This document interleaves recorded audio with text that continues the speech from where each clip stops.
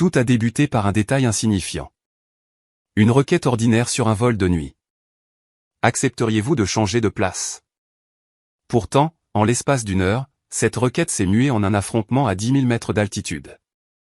Un affrontement qui allait non seulement humilier une brillante femme noire, mais également paralyser les opérations d'une compagnie aérienne internationale de premier plan. Ceci est le récit du docteur Sandrine Dubois, une femme d'une autorité sereine, une femme qui avait consacré sa vie à la conception des systèmes de sécurité qui permettent aux avions de voler. Et pourtant, dans la cabine première classe du vol Air France 729, elle n'a pas été considérée comme une pionnière, ni même comme une simple passagère, mais comme une personne qui n'était pas à sa place. Comment un simple refus poli de céder le siège qu'elle avait légitimement réservé a-t-il pu dégénérer en accusation de menace pour la sécurité? Pourquoi un silence complice s'est-il installé parmi les témoins de la scène? Et comment une seule femme, par un unique appel téléphonique, a-t-elle réussi à mettre à l'arrêt l'un des plus grands aéroports du globe? Vous allez découvrir une histoire qui vous incitera à interroger l'autorité, à contester l'injustice et à vous souvenir que la dignité est une force. Avant de poursuivre, nous vous invitons à aimer cette vidéo, à la partager avec votre entourage et à vous abonner pour ne manquer aucune histoire qui révèle la vérité et réclame la justice. Une lueur douce et ambrée enveloppait la cabine première classe du vol Air France 729. Les hublots du Boeing 787 s'étaient assombris pour offrir une douce nuance de bleu, tandis qu'un parfum de serviette chaude se diffusait délicatement. Le ronronnement régulier des moteurs, semblable à un pouls profond sous le plancher, rappelait que cet aéronef les éloignait de Paris pour les emmener vers les cieux ouverts en direction de Londres. Le docteur Sandrine Dubois occupait le siège 2A, sa place favorite près du hublot. Elle l'avait réservé des mois plus tôt, une habitude qu'elle avait prise avant chacune de ses conférences internationales. Pour elle, observer la ville devenir minuscule sous la couverture nuageuse était plus qu'un simple rituel, c'était une forme de méditation. À 52 ans, Sandrine se déplaçait avec une assurance tranquille qui ne découlait pas de la passivité, mais d'une force intérieure. Elle avait compris depuis longtemps que la véritable autorité n'a nul besoin de s'exprimer par des cris. Elle se dégage de la présence, de la clarté sereine du regard, de la rigueur de la pensée. Ses boucles poivre et sel encadraient son visage, et ses yeux sombres reflétaient une concentration paisible. Elle portait un blazer marine, d'élégantes perles aux oreilles et des lunettes qui lui conféraient l'allure de quelqu'un qui est constamment en train d'observer et d'analyser. Et c'était bien le cas. Sandrine était bien plus qu'une passagère à bord de ce vol. Elle était professeure en ingénierie aéronautique, une femme qui avait dédié des décennies à l'élaboration de protocoles de sécurité, a conseillé la Direction générale de l'aviation civile, DGAC, et a formé les commandants de bord qui, aujourd'hui, pilotaient des appareils comme celui-ci. Néanmoins, dans cette cabine, elle n'était qu'une voyageuse parmi d'autres. Ouvrant son carnet à la couverture de cuir, prête à y consigner quelques réflexions avant de se laisser emporter par une symphonie de Brahms dans ses écouteurs, elle prit une profonde inspiration, son corps s'installant confortablement dans le siège comme dans un fauteuil familier. Le murmure des conversations était discret, le cliquetis de verres de vin léger. C'était, pour le moment, tout ce qu'elle souhaitait, la tranquillité. Mais la sérénité est souvent précaire à 10 000 mètres d'altitude. Elle peut disparaître en un instant. Une silhouette se dessina au-dessus d'elle, sa forme découpée par la lumière douce des plafonniers. « Pardon », fit une voix. Elle était masculine, assurée, plus marquée par l'impatience que par la politesse. Sandrine releva les yeux de son carnet. Dans l'allée se tenait un homme approchant la quarantaine. Son costume était de bonne facture mais portait les marques d'une longue journée. Ses cheveux châtains clairs étaient coiffés en arrière, mais pas assez pour dissimuler l'arrogance lasse de sa posture. Son nom, elle l'apprendrait plus tard, était Léo Fournier. Mais pour l'heure, il n'était qu'un étranger dégageant déjà une aura de privilège. Léo fit un geste vers le siège 2B, où une jeune femme était occupée avec son ordinateur portable. « Voici ma collaboratrice », déclara-t-il. Ce n'était pas une question, mais une affirmation. Nous devons nous asseoir l'un à côté de l'autre pour préparer une présentation. Il faudrait que vous preniez mon siège. C'est le 3C, juste derrière. Sandrine cligna des yeux, son regard se posant sur sa carte d'embarquement avant de revenir sur le visage de l'homme. « Je regrette », dit-elle d'un ton neutre et maîtrisé. « C'est la place qui m'a été assignée. » Léo souffla bruyamment, comme si elle était incapable de saisir l'évidente importance de sa requête. « Je le vois bien. Mais nous avons du travail. » La fusion sur laquelle nous travaillons représente des millions. Vous comprenez certainement l'enjeu. Son regard parcourut la cabine, comme pour solliciter l'approbation silencieuse des autres passagers. La jeune femme en 2B, Chloé Bernard, comme Sandrine l'identifierait plus tard, paraissait profondément gênée. Léo, ce n'est rien, chuchota TL, le rouge aux joues. On peut très bien. Non, la trancha TL sèchement. Ce n'est pas rien. Il nous faut de la place. Madame peut prendre mon siège. Il indiqua son siège du milieu dans la rangée 3, comme s'il venait d'offrir une solution généreuse. Sandrine l'observa un long moment, son silence étant une réponse en soi. Finalement, elle articula avec une clarté posée qui avait plus de force que n'importe quel cri. J'ai choisi ce siège pour des raisons précises, affirma-t-elle. Je crains de ne pas pouvoir en changer. Une lueur passa dans les yeux de Léo. D'abord de l'irritation, puis de l'incrédulité, et enfin les prémices de la colère. Sa mâchoire se crispa. Écoutez, dit-il en modérant sa voix, feignant la patience. Je crois que vous ne saisissez pas. C'est capital. Mon propre confort, répliqua Sandrine, est également capital pour moi. Elle n'haussa pas le ton. Elle ne manifesta aucune animosité. Elle se contenta d'énoncer un fait, d'une voix calme et égale, mais ferme. La simplicité de ce refus le toucha plus vivement que ne l'aurait fait une dispute. C'était comme si elle avait invalidé non seulement sa demande, mais l'ensemble de ses priorités. Son visage s'empourpra et ses doigts se refermèrent sur le dossier du siège, avec plus de force que nécessaire. Le murmure ambiant de la cabine sembla s'atténuer. Un passager voisin émit une toux gênée. Un autre s'agita sur son siège. La première vague de tension venait de troubler la quiétude. Les yeux de Chloé naviguaient nerveusement entre les deux protagonistes, ses lèvres s'ouvrant et se refermant sans émettre de son. Elle semblait minuscule à côté de la stature imposante de Léo, tiraillée entre la loyauté professionnelle et sa conscience. Sandrine capta son regard un très bref instant. Elle y lut des excuses, de la gêne, et une supplique muette. Mais Chloé resta silencieuse. Sandrine se reconcentra sur son carnet. Pour elle, la discussion était close. Elle ajusta ses lunettes, actionna son stylo, et traça une unique phrase de son écriture soignée, le respect ne se négocie pas. Léo resta planté dans l'allée, incapable d'accepter ce refus, sa poitrine se soulevant de frustration contenue. Pour lui, la question n'était plus celle d'un siège. C'était une question de pouvoir, de contrôle, de se voir opposer un non par une femme qui refusait de plier. Il ne se doutait pas encore que la tourmente qu'il était en train de provoquer allait bientôt le dépasser. Les lumières de la cabine faiblirent, signe que l'équipage se préparait pour le décollage.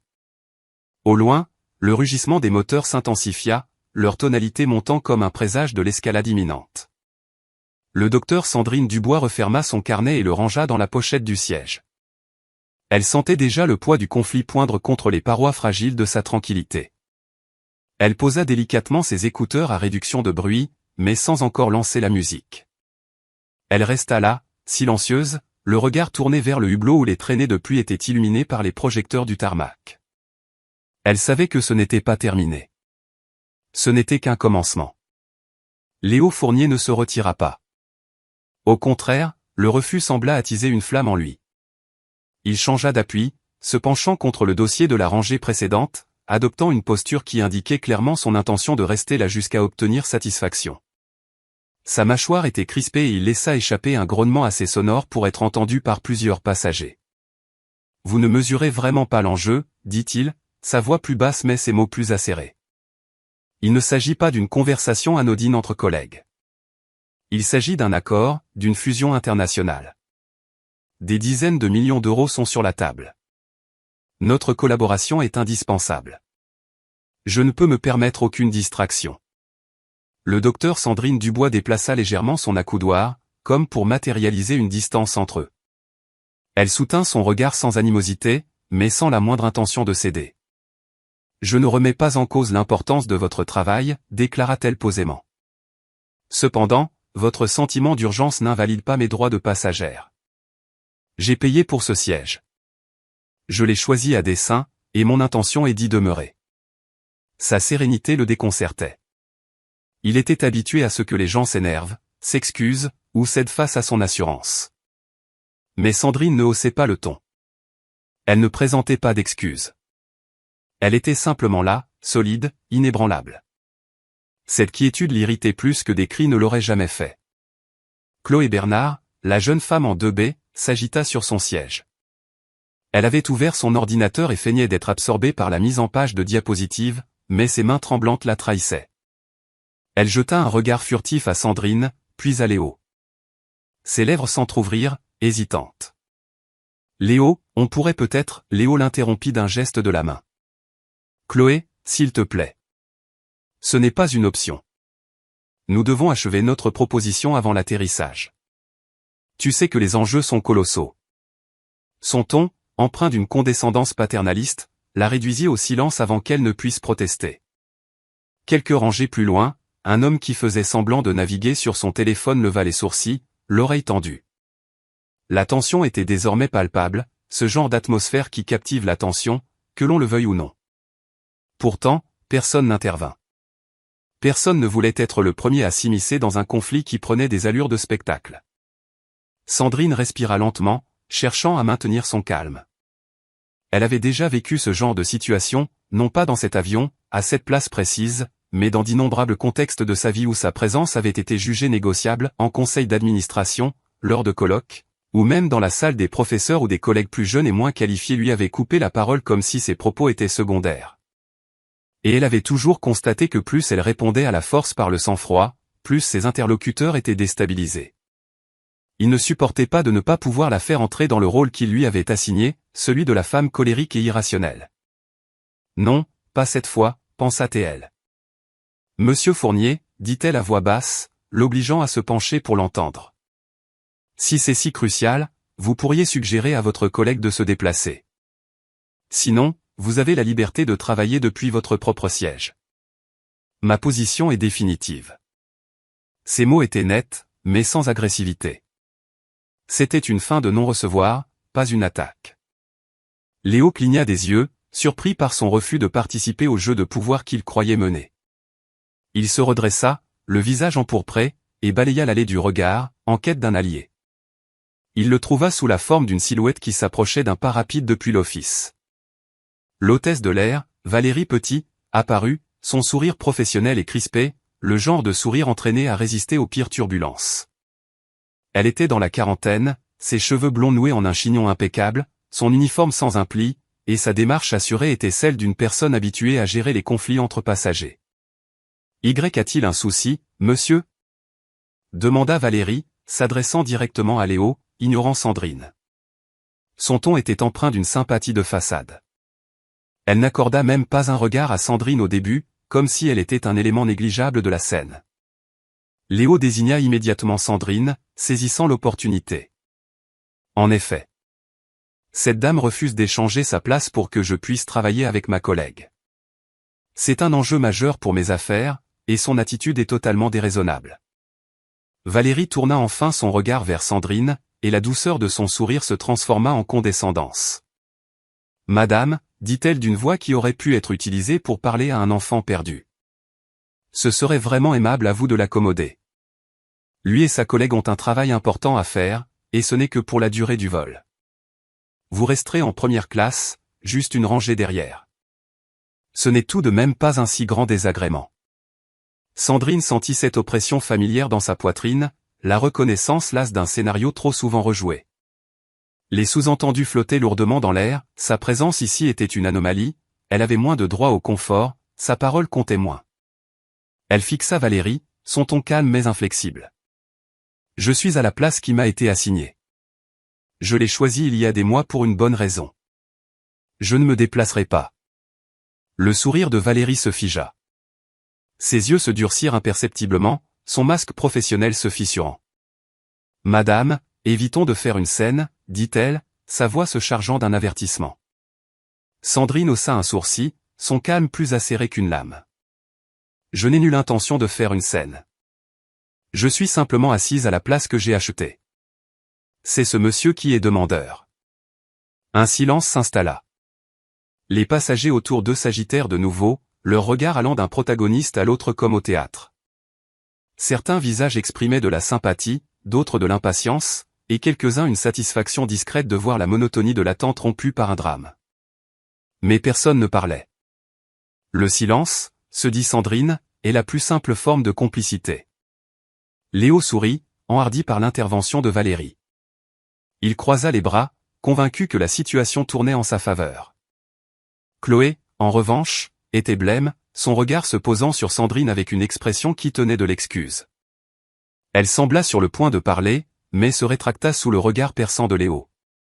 Sandrine laissa son regard dériver un instant vers le hublot, suivant une goutte de pluie qui glissait en diagonale sur la vitre, éclairée par les lumières du tarmac. Un débat intérieur faisait rage. Devait-elle céder pour éviter l'escalade? Choisir la facilité, comme elle l'avait fait si souvent, juste pour que les choses suivent leur cours?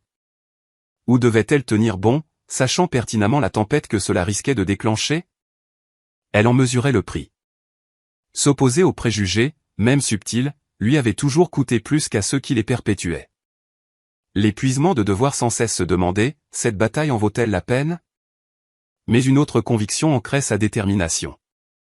Chaque fois qu'elle cédait, elle enseignait au monde qu'il pouvait continuer à la presser. Et ce soir, elle ne pouvait pas lui donner cette leçon. Ses mains reposaient tranquillement sur ses genoux. Lorsqu'elle parla à nouveau, sa voix était posée et ferme. « Je ne me déplacerai pas, affirma-t-elle. Si Monsieur Fournier doit travailler avec sa collègue, il existe d'autres solutions. Mais je n'en suis pas une. » Le sourire de Valérie s'évanouit complètement. Pour la première fois, elle parut décontenancée. Elle échangea un regard avec Léo, une alliance tacite se nouant entre eux. À cet instant, Sandrine sentit l'ambiance de la cabine se transformer, la chaleur de l'accueil se glaçant pour devenir quelque chose de fragile, de menaçant. L'hôtesse de l'air se redressa, son ton perdant toute politesse. « Madame, je vous suggère très fortement de reconsidérer votre position, dit Valérie. Si vous persistez dans votre manque de coopération, je pourrais être contrainte d'appeler le chef de cabine. » Sandrine ferma son carnet et le posa avec soin sur la console. Elle tourna la tête, son regard rencontrant celui de Valérie avec un calme qui frisait le déconcertant. « N'hésitez surtout pas, dit-elle doucement. J'en serais même ravi. » Durant un instant suspendu, les trois restèrent figés dans cette impasse. L'homme d'affaires imbu de lui-même, l'hôtesse condescendante et la femme sereine qui refusait de céder. Autour d'eux, la cabine semblait retenir son souffle, comme si elle pressentait l'orage qui se formait de l'autre côté du fuselage. Et Sandrine le sentait au plus profond d'elle-même, c'était loin d'être fini. Le bourdonnement des conversations en cabine s'atténua lorsque Valérie Petit fit un pas en arrière. Sa main se leva légèrement, comme pour demander un instant. Ses lèvres se pincèrent en une ligne fine avant qu'elle ne s'éloigne dans l'allée en direction de l'office. Dès qu'elle fut partie, un silence pesant sembla remplir l'espace qu'elle venait de quitter, ne laissant que le ronronnement sourd des moteurs du Boeing 787 et les chuchotements étouffés de quelques passagers curieux se penchant pour ne rien manquer. Léo Fournier bomba le torse, comme s'il était certain que la victoire était imminente. Il promena un regard satisfait autour de lui, avec la suffisance d'un homme convaincu d'avoir appelé la cavalerie à la rescousse. Chloé Bernard demeurait assise. Ses yeux étaient rivés sur l'écran de son ordinateur, bien qu'elle n'ait pas écrit un seul mot depuis plusieurs minutes. Sa posture trahissait une tension extrême, chaque muscle contracté, comme si elle se préparait à des turbulences qui n'avaient pas encore commencé. Le docteur Sandrine Dubois ajusta ses lunettes et posa ses mains sur ses genoux. En apparence, elle restait parfaitement maîtresse d'elle-même, l'incarnation du calme. Mais intérieurement, une vague d'inquiétude la submergeait. Elle avait choisi ce siège, ce rituel, parce qu'elle avait besoin de sérénité avant sa semaine de conférence à Londres. Elle avait besoin de la lucidité que lui procurait la solitude, celle de voir le monde s'effacer sous elle tandis qu'elle se préparait à débattre des protocoles de sécurité aérienne avec un parterre d'experts internationaux. Au lieu de cela, elle se retrouvait prise dans une danse qu'elle ne connaissait que trop bien, l'épreuve de sa détermination face à l'arrogance d'autrui, la nécessité de feindre la patience face à la condescendance. Elle se demanda un instant s'il ne serait pas plus simple de céder. Elle pourrait reculer d'une rangée, renoncer à la vue, à l'espace qu'elle avait si soigneusement choisi, mais s'épargner ce spectacle. Elle pourrait leur accorder cette victoire et éviter l'épuisement d'une escalade. Mais à peine cette pensée lui effleura-t-elle l'esprit qu'elle la reconnut pour ce qu'elle était, la tentation de l'abandon. Combien de fois dans sa vie avait-elle opté pour cette solution? Combien de fois avait-elle ravalé des affronts pour préserver la paix? Trop de fois. Et chaque concession lui avait laissé le même arrière-goût amer, la même question lancinante, quelle leçon leur ai-je donnée sur ma propre valeur? Son regard se porta sur Chloé. Le visage de la jeune femme était exsangue, ses lèvres pincées, ses yeux chargés d'un mélange de culpabilité et de peur. Sandrine connaissait cette expression. C'était celle de quelqu'un pris au piège de la hiérarchie, trop effrayé par la colère de son supérieur pour oser dire la vérité. Le silence de Chloé n'était pas de l'indifférence, c'était un mécanisme de survie. Sandrine ressentit de la compassion pour elle. Elle voyait les liens invisibles qui paralysaient Chloé. C'est alors que Valérie revint. Mais elle n'était pas seule. Derrière elle s'avançait Stéphane Lefebvre, le chef de cabine principal. Son uniforme était impeccable, ses cheveux grisonnants parfaitement coiffés, son visage arborant le masque d'un homme qui avait depuis longtemps renoncé à percevoir les subtilités. Il se déplaçait avec une autorité lasse, celle qui impose l'obéissance sans avoir à se justifier. « Bonsoir », dit Stéphane d'une voix qui portait dans toute la cabine. Il s'arrêta à la hauteur de la rangée de Sandrine, croisant les mains devant lui comme s'il présidait une audience. « Je crois comprendre qu'il y a un différend. » Avant que Sandrine ne puisse formuler une réponse, Léo s'empressa de l'interrompre, la désignant du doigt. « Exactement. Cette passagère refuse d'échanger sa place pour que je puisse travailler avec ma collègue. J'ai expliqué le caractère critique de la situation, mais elle se montre totalement déraisonnable. Votre collègue a tenté de trouver une solution, mais elle refuse de coopérer. » Stéphane acquiesça gravement, son regard se tournant vers Valérie, qui confirma d'un léger signe de tête la version de Léo. Puis, ses yeux se posèrent sur Sandrine, un regard à la fois évaluateur et suspicieux. « Madame, dit-il d'un ton qui se voulait ferme et paternel. Est-ce bien cela? On vous a demandé de vous déplacer et vous refusez. » Sandrine maintint un ton calme, bien que l'injustice de cette présentation la rongeât. « Je suis installée à la place qui m'a été assignée. J'ai acheté ce billet il y a des mois. Monsieur Fournier m'a demandé de me déplacer pour s'asseoir près de sa collègue. J'ai refusé. Voilà l'intégralité des faits. » Les lèvres de Stéphane s'amincirent. « Et pourtant, la situation est devenue source de perturbation, déclara-t-il, le mot perturbation pesant de tout son poids. Vous n'êtes pas sans savoir que la coopération est essentielle en cabine.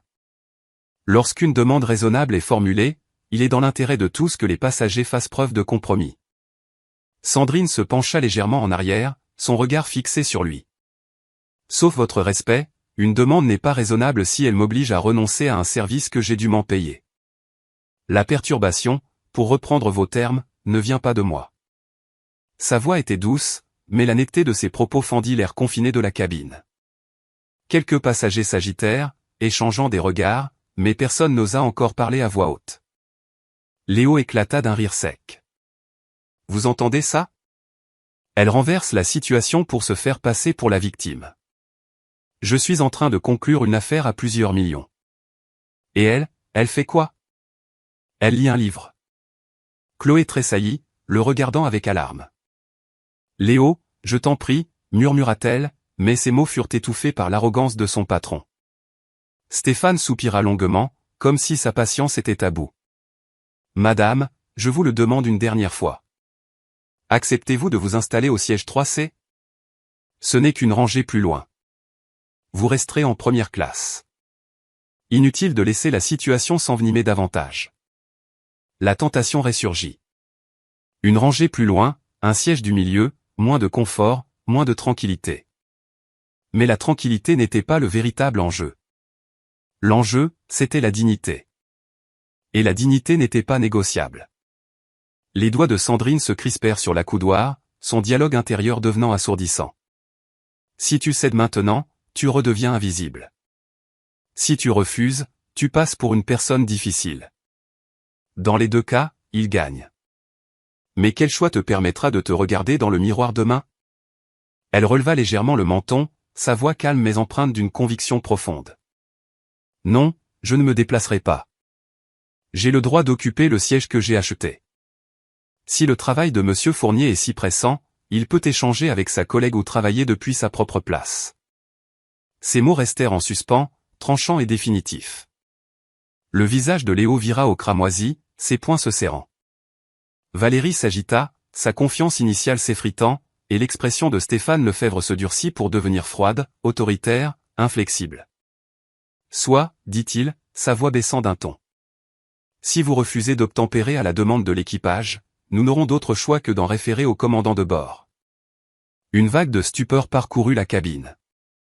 Les passagers se penchèrent, les yeux ronds, sentant que le drame entrait dans une nouvelle phase.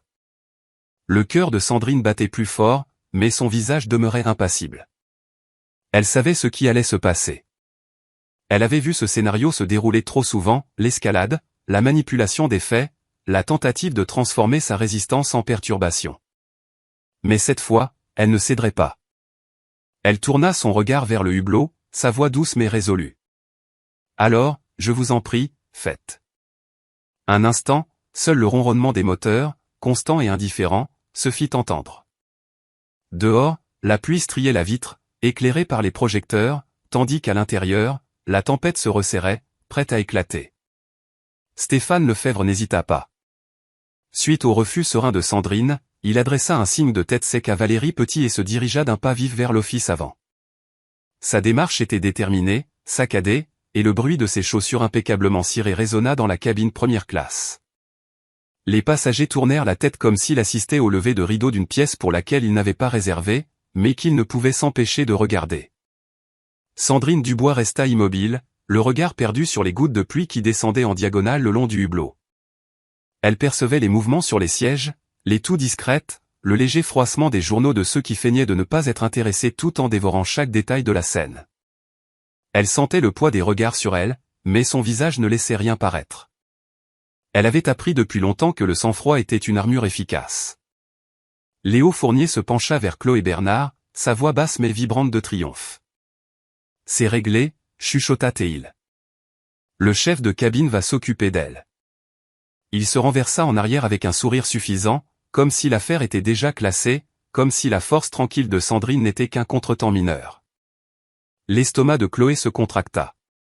Elle fixait l'écran de son ordinateur, le curseur clignotant sur une page blanche. Impossible de se concentrer, pas avec cette honte qui lui brûlait les joues. Elle voulait parler, elle voulait désespérément dire quelque chose. Elle avait tout vu. Elle savait que Sandrine avait été parfaitement calme et raisonnable. Mais c'était la voix de Léo qui portait l'autorité en cet instant, et Chloé connaissait trop bien les hommes comme lui pour ignorer le prix de la contradiction. « Si je dis quelque chose, il me le fera payer au bureau, pensa-t-elle. Il me pourrira la vie. Il pourrait même saboter ma carrière.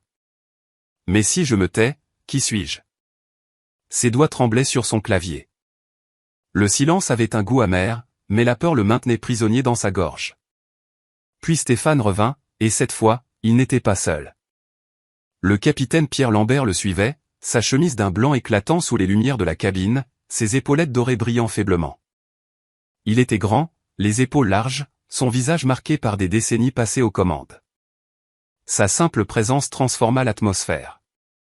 Les passagers se redressèrent. Les conversations s'éteignirent. L'autorité, pure et incontestable, venait de faire son entrée. « Capitaine », commença Stéphane, sa voix s'adressant autant aux passagers qu'à Lambert. « Nous avons un souci. » Le regard de Lambert balaya la cabine, sa mâchoire tendue. Il ne regarda pas Sandrine immédiatement. Il se tourna d'abord légèrement vers Stéphane et Valérie, écoutant leur version des faits, livrée d'un ton rapide et concis. Léo se pencha dans l'allée, ajoutant ses propres commentaires avec une frustration exagérée. Pour un observateur extérieur, la scène semblait parfaitement officielle et procédurale, un équipage en délibération, un passager se plaignant, le capitaine prenant connaissance de la situation. Pour Sandrine, c'était tout autre chose, un simulacre de procès, mené à voix basse, sans qu'elle puisse se défendre. Elle ferma les yeux un court instant, inspirant lentement.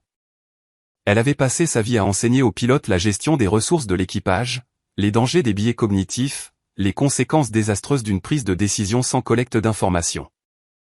Et la voilà, témoin de la violation flagrante des protocoles qu'elle avait elle-même contribué à établir. Finalement, le capitaine Lambert s'avança.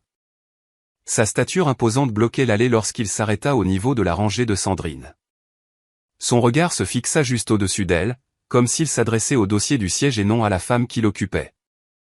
Madame, commença-t-il de sa voix de baryton, profonde et sonore. Je suis le capitaine Lambert. On m'informe que vous refusez d'obéir aux instructions de l'équipage et que votre comportement devient perturbateur. Ceci doit cesser. Le mot « perturbateur » fendit l'air, chargé de toute l'animosité d'une accusation. Les passagers s'agitèrent de nouveau, certains chuchotant, d'autres échangeant des regards entendus. Ah, voilà le fin mot de l'histoire. Le cadre était posé. Sandrine n'était plus une femme défendant calmement ses droits. Elle était le problème. Sandrine tourna lentement la tête, son regard rencontrant enfin celui de Lambert. Sa voix était posée, maîtrisée, mais tranchante. Capitaine, avec tout le respect que je vous dois, je n'ai pas été perturbatrice. J'étais assise à ma place, lisant en silence. Un passager m'a demandé de me déplacer. J'ai refusé. Votre équipage a envenimé la situation sans raison et a déformé mon attitude. La mâchoire de Lambert se contracta. Son regard alla brièvement de Léo à Sandrine, puis revint. Il était pris entre sa conception de l'autorité et la nécessité de maintenir l'ordre. Mon équipage est composé de professionnels chevronnés, affirma-t-il. J'ai confiance en leur jugement. S'ils estiment que vous refusez d'obtempérer, alors c'est le cas. Maintenant, allez-vous prendre l'autre siège ou allons-nous avoir un problème? La cabine retint son souffle. Chaque mot résonnait de manière assourdissante dans le silence. Les mains de Chloé se crispèrent sur ses genoux. Elle voulait hurler la vérité, que Sandrine avait été digne et calme, que c'était Léo qui avait insisté, exigé. Mais sa voix resta emprisonnée dans sa gorge. Elle imaginait déjà la réaction de Léo si elle parlait. Les regards noirs au bureau, le dénigrement, les remarques assassines en réunion. Elle baissa les yeux, se détestant pour son impuissance. Sandrine, de son côté, sentait le poids de la décision l'écraser. Les paroles du capitaine n'étaient pas une simple demande. C'était une menace à peine voilée sous le couvert de l'autorité. Elle pouvait obéir et renoncer à sa dignité, ou résister et risquer l'expulsion. Elle entendait les battements de son propre cœur, réguliers et insistants. Elle pensa à tous ceux, hommes et femmes, qui avaient été confrontés à de tels moments, contraints de choisir entre leur humanité et le confort des autres.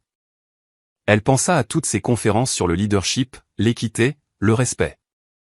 Et elle pensa à Chloé, la jeune femme assise là, paralysée par la peur, témoin silencieuse. Si Sandrine cédait maintenant, quelle leçon lui donnerait-elle? Sa voix, lorsqu'elle s'éleva, était basse, mais parvint à toutes les oreilles. Non, capitaine, je ne me déplacerai pas. Je n'ai commis aucune faute. Ce problème n'est pas le mien à résoudre. Une ondulation parcourut les passagers. Certains froncèrent les sourcils, désapprobateurs. D'autres semblèrent surpris, voire admiratifs. Léo ricana, son sourire suffisant se redessinant sur ses lèvres, comme s'il savourait déjà sa défaite.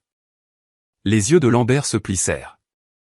Il s'attendait à ce que la résistance cède face à son autorité. Au lieu de cela, elle s'était renforcée. À cet instant, son orgueil fut piqué. Reculer maintenant serait une perte de face, non seulement devant son équipage, mais devant toute la cabine. Très bien, dit-il d'une voix glaciale. Si vous refusez de suivre mes instructions, vous ne me laissez pas le choix. Je vais faire appel à la sécurité pour vous faire escorter hors de l'appareil. Ces mots tombèrent comme un coup près.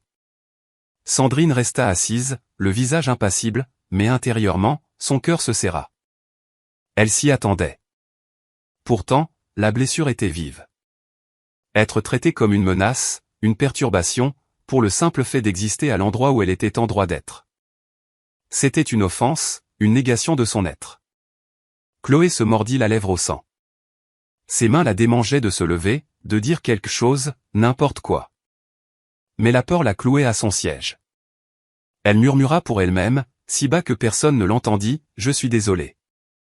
Sandrine rassembla ses affaires avec une lenteur calculée, pliant son blazer avec soin, glissant son carnet dans son sac. Chaque geste était précis, presque solennel. Elle ne se hâtait pas. Elle envoyait un message silencieux avec chaque mouvement calme, « Vous ne m'avez pas vaincu ». Et tandis qu'elle se levait, la cabine observait, silencieuse et complice, une femme digne être conduite vers la sortie. La cabine première classe n'avait jamais paru aussi exiguë. Les sièges cossus, l'éclairage feutré, l'arôme délicat des croissants chauds.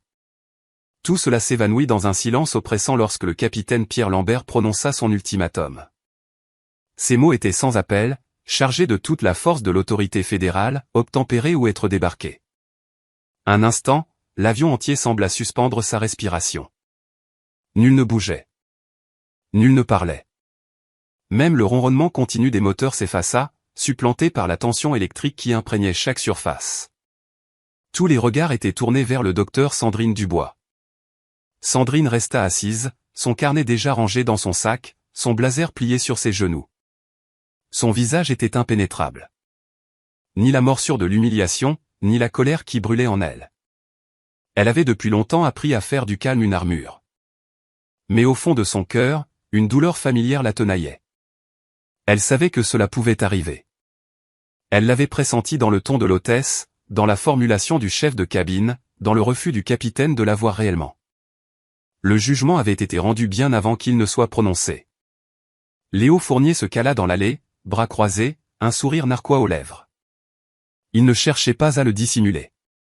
Pour lui, c'était une victoire, la confirmation que son insistance avait plus de poids que la dignité de cette femme. Chloé Bernard était assise, pétrifiée, à côté du siège désormais vide de Sandrine, son visage blême, ses yeux embués par un conflit intérieur.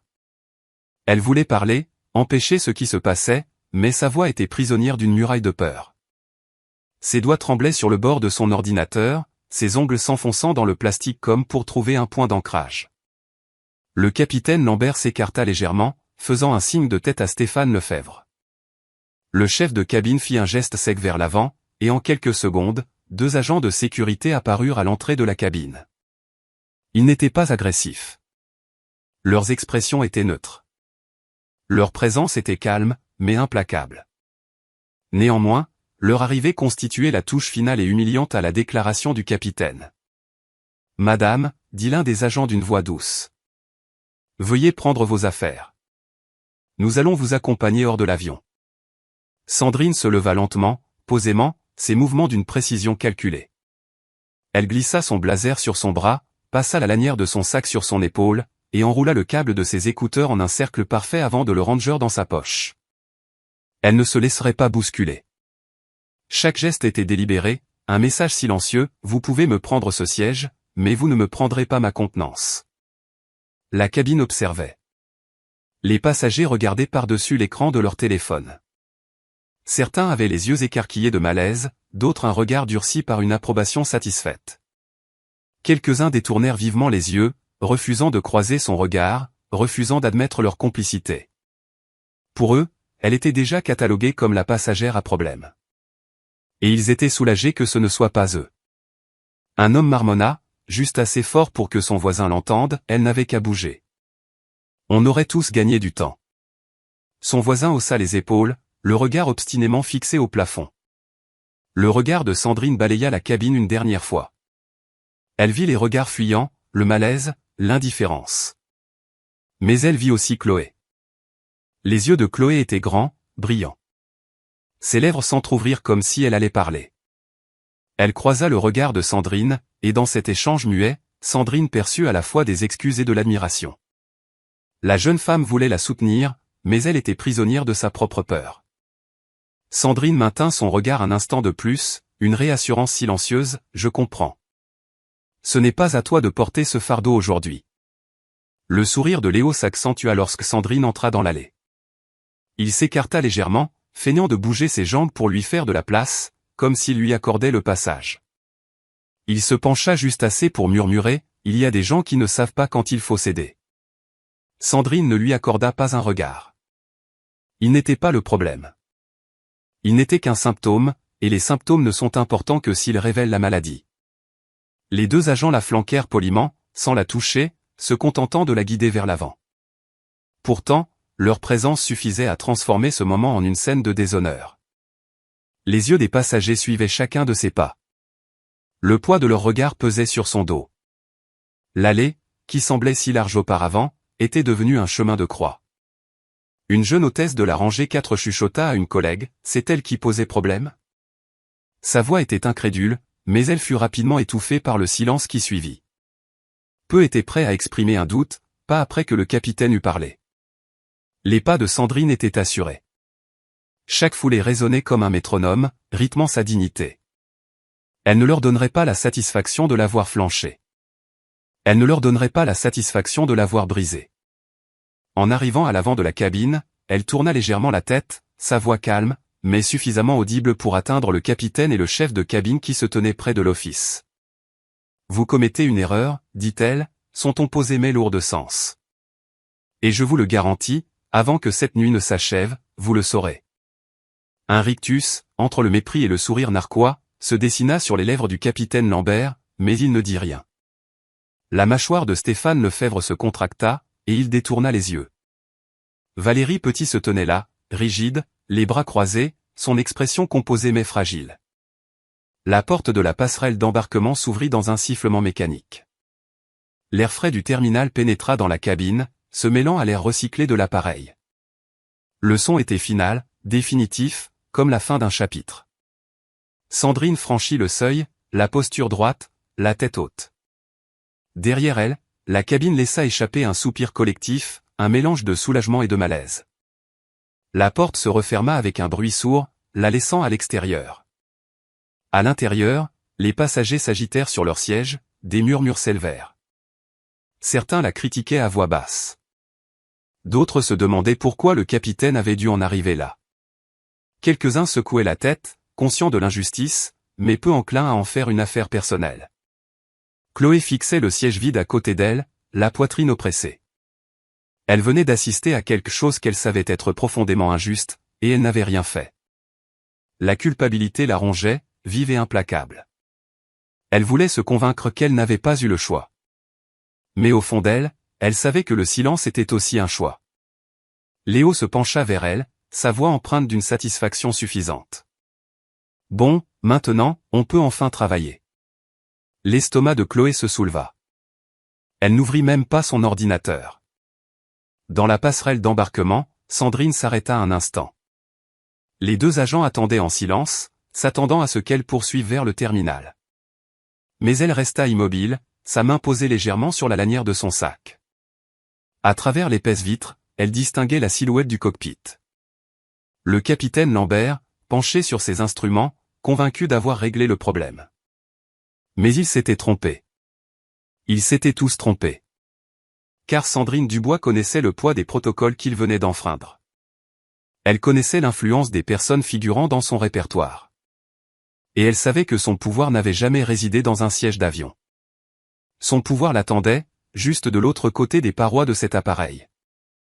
Les agents échangèrent un regard perplexe. L'un d'eux finit par s'éclaircir la gorge. « Par ici, madame, » dit-il en indiquant le terminal. Sandrine acquiesça d'un très léger signe de tête. « Un instant, s'il vous plaît. » Elle sortit son téléphone de son sac, ses doigts agiles parcourant ses contacts. Son regard ne quittait pas l'avion à travers la vitre. Elle savait déjà que l'appel qu'elle allait passer allait changer le cours de la nuit. Pas seulement pour elle, mais pour tous ceux qui étaient encore à bord de cet avion. L'air sur la passerelle d'embarquement était plus vif qu'à l'intérieur de la cabine, un courant d'air aseptisé imprégné d'une légère odeur de kérosène et de déterge. La porte derrière elle se scella avec un sifflement, faisant taire le brouhaha des passagers. Pour la première fois depuis le début de l'altercation, le docteur Sandrine Dubois se retrouva seul, encadré par les deux agents de sécurité qui l'avaient escorté. Ils n'étaient pas hostiles, simplement protocolaires. Néanmoins, leur présence avait un caractère définitif. Pour eux, l'affaire était close, une passagère perturbatrice avait été débarquée, un vol était prêt à partir. Mais Sandrine savait que ce n'était pas le cas. Ce n'était pas une fin, mais le début d'un nouveau chapitre. Un agent fit un geste en direction du terminal. « Suivez-nous, madame, nous allons vous raccompagner à la porte d'embarquement. » Sandrine leva légèrement la main. Juste un instant. Elle posa son sac avec précaution sur le banc de la passerelle et sortit son téléphone. L'écran s'illumina, affichant une avalanche de notifications qu'elle ignora. Son pouce glissa sur la liste de ses contacts avec la précision de quelqu'un qui sait exactement qui chercher. Le nom s'afficha, Nicolas Moreau. Elle lança l'appel. La ligne décrocha après une seule sonnerie. Une voix familière, profonde et énergique, mais adouci par la reconnaissance, se fit entendre. « Docteur Dubois, je vous croyais déjà en vol. Un problème ?» Le regard de Sandrine resta fixé sur l'avion, visible à travers l'épaisse baille vitrée. Elle pouvait voir le nez du Boeing 787, ses feux brillant faiblement, le personnel au sol retirant les derniers câbles. Elle imaginait le capitaine Pierre Lambert dans le cockpit, persuadé d'avoir étouffé le problème. Sa voix était calme, posée. « Nicolas, je vous appelle pour signaler une infraction au protocole de sécurité de niveau 1 à bord du vol Air France 729, porte des 17. » Un silence lourd et pesant s'installa.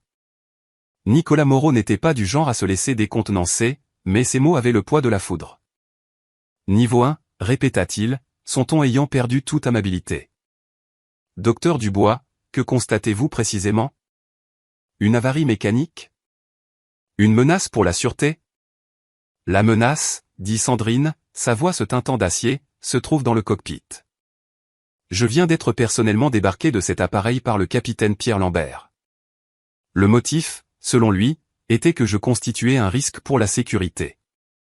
En réalité, j'étais une passagère en règle qui a refusé de céder sa place à un homme d'affaires arrogant. L'équipage a envenimé la situation, le chef de cabine a déformé mon comportement, et le commandant de bord a pris sa décision sans me parler, sans procédure de désescalade, et en violation de la directive obligatoire de gestion des conflits. Une nouvelle pause. Quand Nicolas reprit la parole, sa voix était de marbre. Vous êtes en train de me dire que le commandant de bord a débarqué une passagère sur la base de Ouidir, sans suivre la directive 7B? Exactement, confirma Sandrine. La directive que nous avons co-rédigée. Celle pour laquelle je vous ai formé.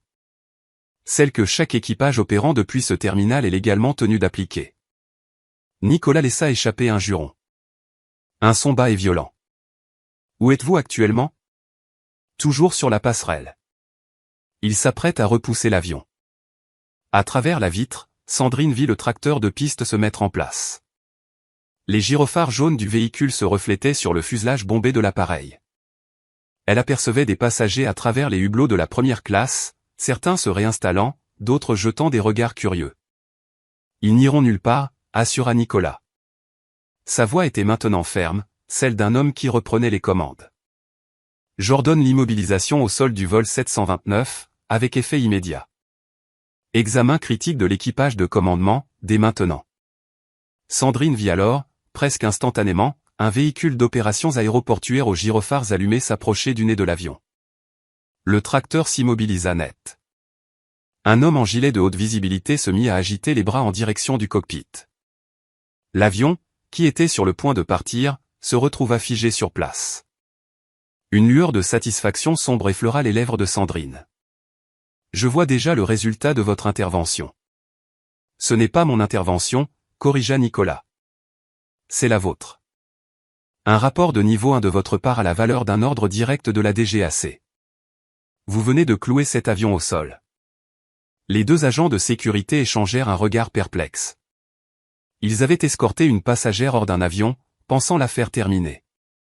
Et voilà qu'il assistait à l'immobilisation du plus gros appareil du tarmac sous des lumières clignotantes. Tout cela à cause de la femme qui se tenait là, calmement, son téléphone à la main. Sandrine ajusta son blazer sur son bras. « Nicolas, vous mesurez bien les implications ? » ?»« Parfaitement, dit-il d'un ton grave. Si les équipages d'Air France ne respectent pas les protocoles, le problème dépasse ce simple vol. C'est l'accréditation de tout le terminal qui est en jeu. Et comme vous êtes l'auditrice principale, votre rapport aura force de loi. » Le regard de Sandrine ne quittait pas l'avion. Elle pouvait presque sentir la confusion monter à l'intérieur de la cabine.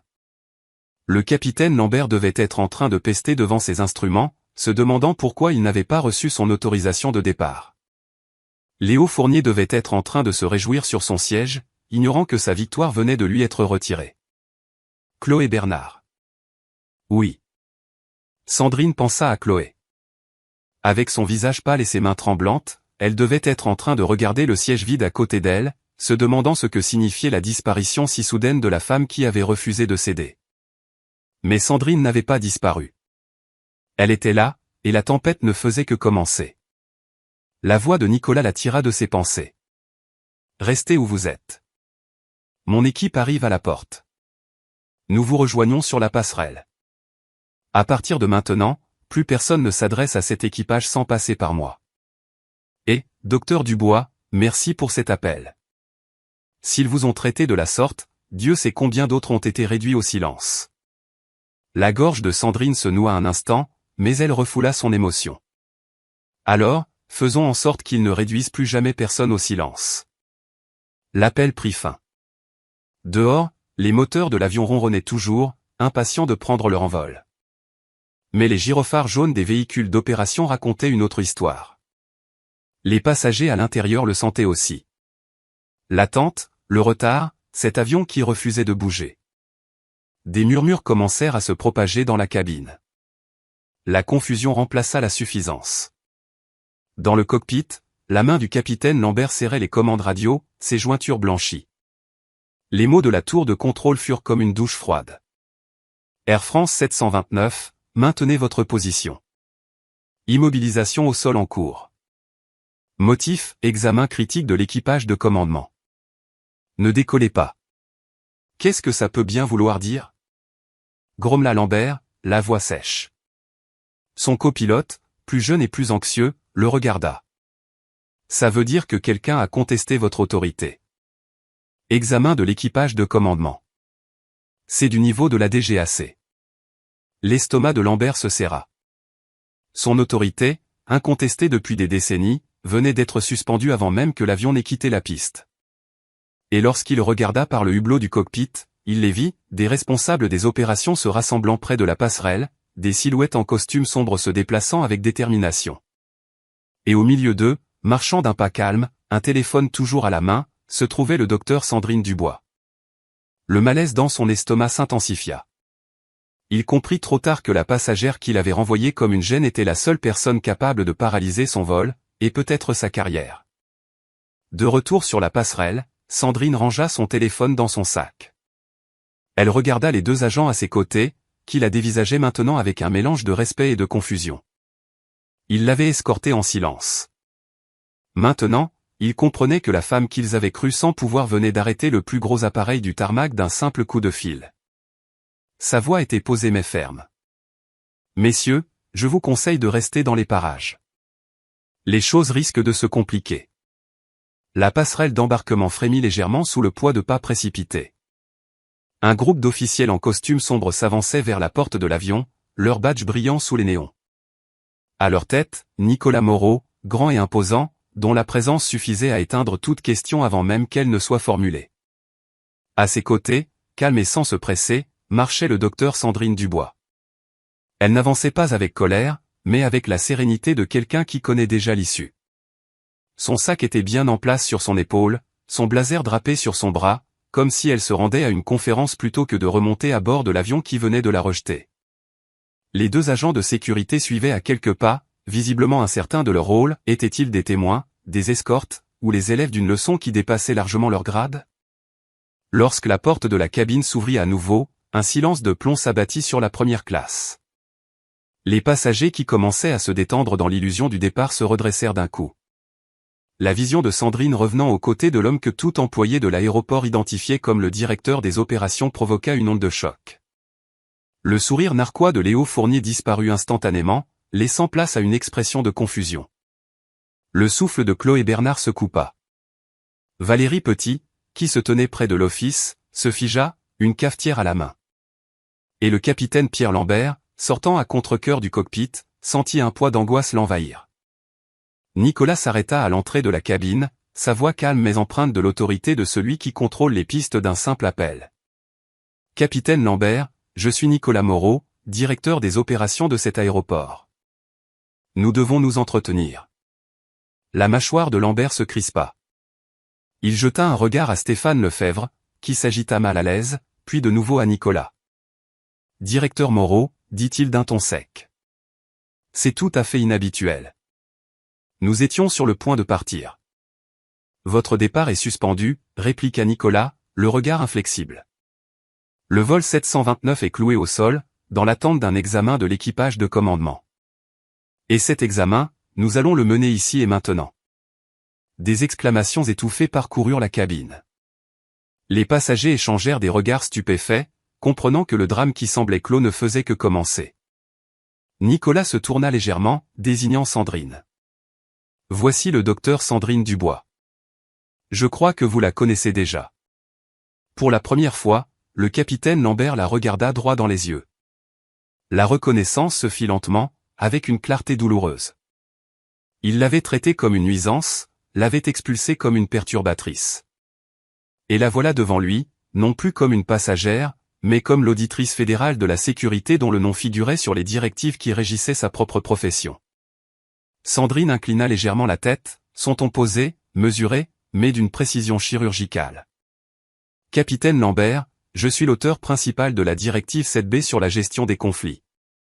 Le protocole même que vous et votre équipage avez enfreint ce soir. » Ces mots tombèrent comme des pavés dans la mare, créant des ondes de choc. Léo Fournier s'enfonça dans son siège, sentant le sol se dérober sous ses pieds. Les yeux de Chloé Bernard s'écarquillèrent, partagés entre l'admiration et le soulagement, et Valérie Petit semblait sur le point de s'évanouir. La voix de Nicolas remplit le silence. Sur la base du rapport du docteur Dubois, je signale votre équipage pour une faute de jugement catastrophique. Vous avez transformé un simple différend de siège en l'expulsion d'une passagère, sans respecter les étapes obligatoires de désescalade. Avec effet immédiat, ce vol est immobilisé et votre équipage sera escorté pour des entretiens officiels. Le visage de Lambert devint pourpre. C'est un scandale. S'emporta-t-il. J'ai exercé mon autorité de capitaine pour maintenir l'ordre. C'est ma prérogative selon la loi fédérale. La voix de Sandrine, calme mais tranchante, coupa court à sa protestation. L'autorité sans responsabilité n'est pas du leadership, capitaine. Vous n'avez pas maintenu l'ordre. Vous en avez abusé. Et vous l'avez fait au détriment de la sécurité et de la vérité. Les passagers environnants assistaient à la scène, médusés. Pour la première fois, le récit venait de basculer. La femme qu'ils avaient vue être escortée comme un problème était désormais celle qui détenait un pouvoir incontestable, s'exprimant avec une clarté qui faisait vibrer l'air. Stéphane Lefebvre s'éclaircit la gorge, la voix tremblante. Nous avons agi en fonction des informations dont nous disposions. Le passager, Monsieur Fournier, était très insistant, Nicolas tourna son regard vers lui, et Stéphane perdit contenance sous son poids. Monsieur Lefebvre, votre rôle était de calmer la situation, pas de l'envenimer. Au lieu de ça, vous avez présenté un refus poli comme une perturbation et avez biaisé le jugement du capitaine avant même qu'il n'ait parlé au docteur Dubois. C'est une faute grave, elle est documentée, et des mesures seront prises. Valérie Petit déglutit péniblement, sa condescendance passait maintenant fragile et exposée. Son regard allait de Nicolas à Sandrine, cherchant une issue qui n'existait pas. Nicolas se tourna ensuite vers Léo Fournier, qui était assis, raide, au siège de A. Quant à vous, monsieur, vous êtes à l'origine de cet incident. Vous ferez une déposition complète avant de quitter ce terminal. Je vous conseille de bien choisir vos mots. La DGAC les lira attentivement. Le visage de Léo devint livide. Il ouvrit la bouche pour protester, mais aucun son n'en sortit. La suffisance qui l'animait quelques instants plus tôt s'était évaporée, ne laissant que la coquille vide d'un privilège mis à nu. Chloé Bernard resta immobile, la poitrine serrée. Pour la première fois, elle osa croiser à nouveau le regard de Sandrine. Il n'y avait aucune accusation dans les yeux de Sandrine, aucune amertume, seulement une force tranquille qui fit monter les larmes aux yeux de Chloé. Elle réalisa qu'elle retenait son souffle depuis des heures. Et maintenant, enfin, elle pouvait respirer. Nicolas recula d'un pas, laissant Sandrine s'avancer légèrement. Sa voix était douce, mais elle porta jusqu'à la dernière rangée. Ce qui s'est passé ici ce soir n'était pas une question de siège. C'était une question de respect. La question de savoir si une femme, si n'importe qui, peut exister dans cet espace sans qu'on lui demande de sacrifier sa dignité pour la commodité d'un autre.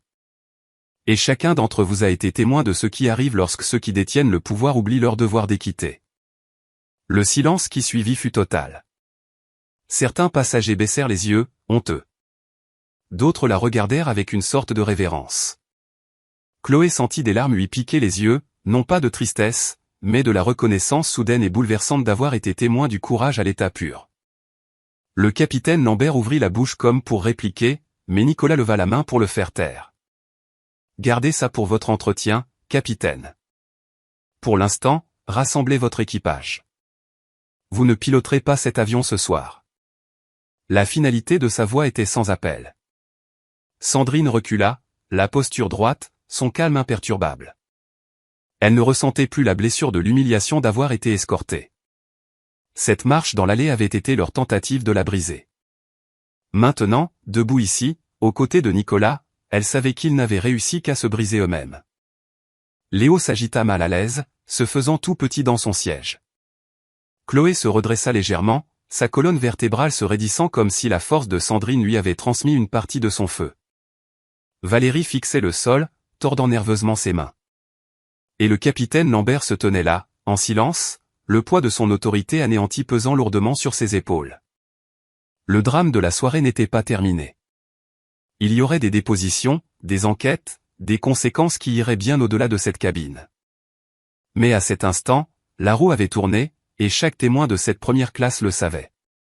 Sandrine Dubois avait été escortée comme un problème. Elle était revenue comme la sentence. Les couloirs aseptisés du centre des opérations de l'aéroport paraissaient plus froids que la passerelle d'embarquement. Des néons projetaient des ombres dures sur des murs d'une couleur de papier jauni.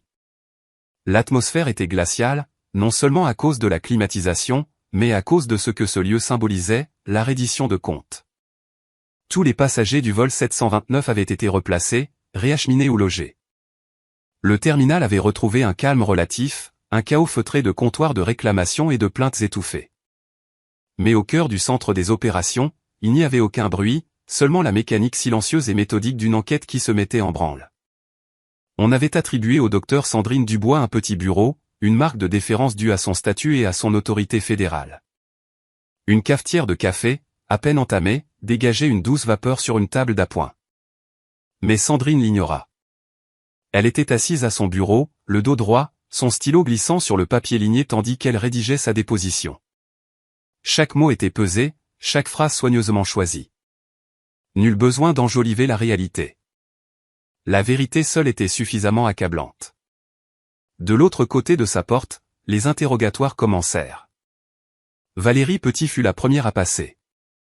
Elle entra dans la salle de conférence, toujours en uniforme, les épaules droites, le menton levé, comme si elle pouvait encore s'en sortir par l'assurance qu'il avait portée durant tant de vols. Elle s'assit face à deux enquêteurs, l'un de la DGAC, l'autre de la gendarmerie des transports aériens, tous deux avec leurs carnets ouverts, prêts à prendre des notes. Mademoiselle Petit, commença l'enquêteur de la DGAC, décrivez-nous le déroulement des faits dans la cabine. Valérie lissa sa jupe, cherchant à gagner du temps. J'ai tenté de gérer un différend entre deux passagers. Monsieur Fournier devait s'asseoir près de sa collègue pour un travail urgent. Le docteur Dubois a refusé de coopérer. Elle était obstinée, peu conciliante. L'enquêteur de la gendarmerie se pencha en avant. A-t-elle élevé la voix? Non, concéda Valérie. Pas vraiment, mais son ton était ferme, provocateur. Vous a-t-elle menacé? A-t-elle eu des propos injurieux? Les lèvres de Valérie se pincèrent. Non, mais, l'enquêteur de la DGAC l'interrompit. Donc, pour résumer, elle était assise tranquillement à sa place et a refusé de la céder. C'est là toute sa perturbation. L'assurance de Valérie commença à s'effriter. Elle triturait un mouchoir entre ses mains. J'essayais d'éviter que la situation ne dégénère. Parfois, il faut savoir prendre des décisions rapides. Il nous semble, déclara sèchement l'homme de la gendarmerie, que c'est vous qui avez envenimé la situation. Vous avez pris le parti du passager exigeant, bafoué les droits de l'autre, et qualifié à tort son refus calme de comportement perturbateur. Est-ce que ce n'est pas cela qui s'est passé? Le souffle de Valérie se coupa. Le bouclier d'autorité dont elle s'était parée venait de voler en éclats.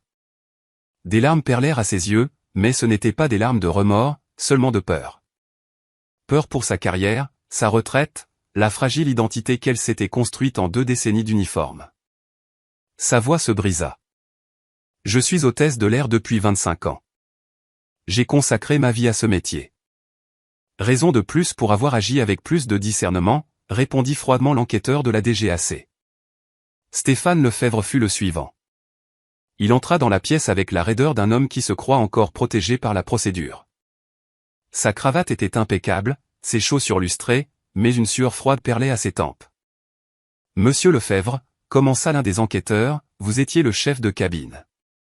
C'est vous qui avez fait remonter l'affaire au commandant de bord. » « Pourquoi ?» La mâchoire de Stéphane se contracta. « J'ai agi sur la foi des informations de mon hôtesse. J'ai fait confiance à son jugement. Elle m'a signalé que la passagère n'était pas coopérative. Avez-vous parlé vous-même au docteur Dubois avant d'impliquer le commandant de bord ?» Stéphane marqua un temps d'arrêt. « Non, les choses allaient vite. Mon devoir était de soutenir mon équipe. Vous avez soutenu une fausse version des faits, » asséna l'enquêteur. « Et ce faisant, vous avez enfreint plusieurs étapes du protocole de désescalade. Vous n'avez pas observé. Vous n'avez pas écouté. Vous avez simplement escaladé. Ce n'est pas du leadership, monsieur Lefebvre. C'est un manquement à vos devoirs. » Le masque soigneusement entretenu de Stéphane se fissura. Ses épaules s'affaissèrent. Il baissa les yeux sur ses mains, les mots lui faisant défaut. Pendant des années, l'autorité avait été son refuge, sa position le croyait-il à l'abri de tout examen. Mais sous la lumière crue de la responsabilité, il n'y avait plus de refuge. Seulement un échec patent. Le capitaine Pierre Lambert dut affronter la salle la plus redoutable. Il était assis face à Nicolas Moreau en personne, accompagné d'un haut responsable de la DGAC dépêché sur place. Un représentant syndical était à ses côtés, mais même sa présence ne suffisait pas à alléger la tension ambiante. « Capitaine Lambert », dit le responsable de la DGAC, sa voix d'acier. « Expliquez-nous votre processus de prise de décision. » La voix de Lambert était éraillée. Il raconta comment il avait été informé par son chef de cabine et son hôtesse, comment il avait perçu la situation comme celle d'une passagère perturbatrice refusant d'obtempérer. Il admit ne pas avoir parlé directement au docteur Dubois avant d'ordonner son débarquement. La voix de Nicolas fusa. « Vous avez regardé une femme assise calmement à sa place et vous l'avez jugée comme un risque pour la sécurité. Pourquoi ?» La bouche de Lambert s'ouvrit, se referma, puis s'ouvrit à nouveau. « Parce que mon équipage, votre équipage a eu une impression, » interrompit Nicolas, sa voix montant d'un cran, « et vous avez agi sans vérifier. Vous êtes le commandant. Vous êtes le dernier rempart contre l'erreur. Et ce soir, vous l'avez cautionné. » Lambert s'avachit sur sa chaise, la honte l'envahissant. Pendant 30 ans, il avait porté son uniforme comme une couronne, son commandement jamais remis en question. Maintenant, sous cette lumière fluorescente, il ressemblait moins à un commandant qu'à un homme qui avait pris son orgueil pour de la sagesse. Léo Fournier arriva au centre des opérations avec arrogance, exigeant des avocats, se plaignant des retards, sa voix aiguë et pleine de suffisance. Mais lorsqu'on lui signifia qu'il était désormais impliqué dans une enquête fédérale, son ton changea. Son entreprise avait été prévenue. Son rôle d'instigateur avait été consigné. Son avocat lui recommanda de coopérer. C'est ce qu'il fit, de manière pathétique. « Je ne pensais pas que ce serait une telle histoire, » dit-il. Ce n'était qu'un siège. Ma réunion était cruciale. Il y avait des millions en jeu. La voix de l'enquêteur était glaciale. Et vous pensiez que votre réunion primait sur la dignité d'une autre passagère? Primait sur les réglementations fédérales? Léo rougit, bafouilla, puis se tut. Son arrogance s'était dissipée, ne laissant que la silhouette fragile et tremblante d'un homme qui croyait que le monde se plierait toujours à sa volonté. Sandrine acheva sa déposition en silence. Elle posa son stylo, relut ses mots, puis apposa sa signature d'une main assurée. Son rapport n'était pas empreint d'émotion. Il était factuel. Et il était accablant. Tandis que la nuit avançait, les pièces du puzzle de la soirée s'assemblaient, témoignages, contradictions, les façades d'autorité qui s'effondraient. Sandrine traversa le couloir une dernière fois, ses pas posés, son calme intact. Elle n'avait nul besoin de triompher. La vérité s'en chargeait pour elle. Pour chaque Léo Fournier et son sourire narquois, pour chaque Valérie Petit et sa condescendance, pour chaque Stéphane Lefebvre et son manquement, pour chaque Pierre Lambert et son autorité abusive, l'heure des comptes avait sonné. Et elle, Sandrine Dubois, avait simplement choisi de ne pas fermer les yeux. À l'aube, l'aéroport vibrait au rythme d'une métropole en éveil. Les annonces fusaient dans les terminaux, les chariots à bagages cahotaient sur le carrelage, et l'odeur persistante de café brûlé se mêlait aux effluves de kérosène venant des pistes. Mais entre les murs aseptisés du centre des opérations, le silence avait régné toute la nuit. Le docteur Sandrine Dubois quitta le petit bureau où elle avait rédigé son rapport. Le ciel, visible à travers les parois de verre, commençait à s'éclaircir, des zébrures roses et orangées déchirant l'horizon. Elle se déplaçait avec la même maîtrise qu'elle avait montrée en cabine, calme, posée, inébranlable. Le poids de la nuit était palpable, mais il ne l'avait pas fait plier. Nicolas Moreau la rejoignit à la croisée des couloirs. Sa chemise était froissée, sa cravate dénouée, mais son regard était vif, aiguisé par l'urgence d'un homme responsable du destin de tout un terminal. « Votre rapport est transmis », dit-il d'une voix basse mais ferme. La DGAC l'a déjà. Ils agissent rapidement. Sandrine acquiesça d'un léger signe de tête. Ils le doivent. L'enjeu dépassait ma personne. Il s'agit de savoir si l'on peut encore faire confiance à ceux qui détiennent l'autorité. Nicolas laissa échapper un souffle qui ressemblait à un soupir. Vous venez de tirer sur un fil qui dénoue bien plus qu'une simple affaire de vol. Et le dénouement a déjà commencé. Il n'exagérait pas. De l'autre côté du terminal, un jeune blogueur spécialisé en technologie, qui était en classe à faire la nuit précédente, mit en ligne une vidéo de 3 minutes. Il avait filmé discrètement, son téléphone orienté juste assez pour capter la confrontation, le refus calme de Sandrine, les protestations arrogantes de Léo Fournier, la condescendance de Valérie Petit, et finalement, le capitaine Pierre Lambert invoquant le risque pour la sécurité comme une massue. La vidéo se terminait sur Sandrine rassemblant ses affaires avec une dignité tranquille, traversant l'allée sous une pluie de regards réprobateurs. Le titre était simple et cinglant, la classe contre l'équipage sans classe. Avant même que le soleil ne soit complètement levé, la vidéo s'était répandue comme une traînée de poudre. Les hashtags se multiplièrent, justice pour Sandrine, son siège 729, volé avec respect. Les commentaires affluèrent du monde entier. C'est la personne la plus sereine de la pièce et ils osent la qualifier de perturbatrice. Voilà pourquoi la formation sur les biais implicites est cruciale. Ce commandant de bord a tout faux depuis le début. Respect au docteur Dubois. Quelle grâce face à l'adversité. Une reine. La vidéo passa des réseaux sociaux aux journaux télévisés du matin. Les présentateurs diffusaient les images en boucle, secouant la tête avec incrédulité, soulignant le contraste entre la sérénité de Sandrine et l'agressivité croissante de son entourage. En quelques heures, tous les grands médias titraient « Une femme noire débarquée d'un avion ». 10 minutes plus tard, elle paralyse la piste. Pendant ce temps, au centre des opérations, les conséquences s'accéléraient. Léo Fournier attendait dans une salle avec son avocat, son téléphone vibrant de messages qu'il n'osait pas consulter. L'équipe de relations publiques de son entreprise était en pleine gestion de crise. Leur image d'inclusivité, si soigneusement bâtie, s'effondrait sous le poids d'un scandale viral portant son nom. Chloé Bernard était dans une autre pièce, la tête entre les mains. On lui avait demandé une déposition, et elle en avait fait une, honnête et sans fard. Pour la première fois, elle avait verbalisé ce dont elle avait été témoin, que Sandrine Dubois avait été calme, raisonnable et victime d'une injustice. Ces mots, couplés à la vidéo virale, dessinaient un tableau d'une clarté accablante. Et au fond d'elle, Chloé ressentait un mélange de culpabilité et de soulagement.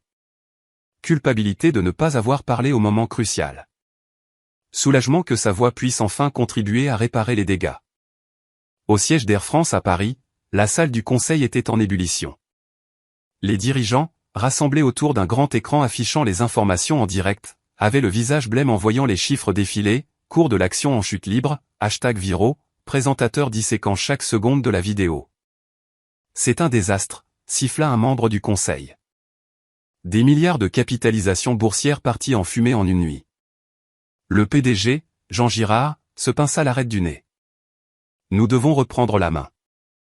Publier un communiqué. Des excuses publiques. Mettre à pied l'équipage. Quelque chose. N'importe quoi. Ce ne sera pas suffisant, rétorqua un autre membre du conseil. Ce n'est pas une passagère ordinaire. C'est le docteur Sandrine Dubois. Vous réalisez qui elle est? La DGAC l'écoute. Les régulateurs la connaissent. Si elle écrit dans son rapport que nos équipages sont dangereux, nous sommes cloués au sol. Définitivement. Un silence de plomb s'abattit sur la pièce.